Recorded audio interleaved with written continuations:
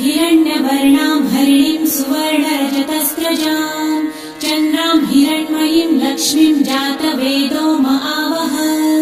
ताम आवह जातवेदो लक्ष्मीमनपगामिनीं यस्यां हिरण्यं विन्देयं गामश्वं पुरुषानहम् अश्वपूर्वां रथमध्यां हस्तिनादप्रबोधिनीं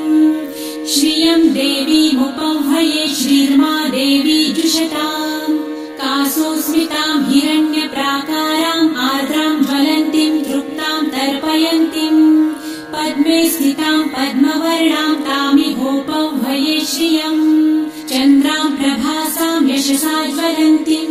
श्रियं लोके देवजुष्टामुदारां तां पद्मिनीं शरणमहं प्रपद्ये लक्ष्मीर्मे नश्यतां त्वां वृणे आदित्यवर्णे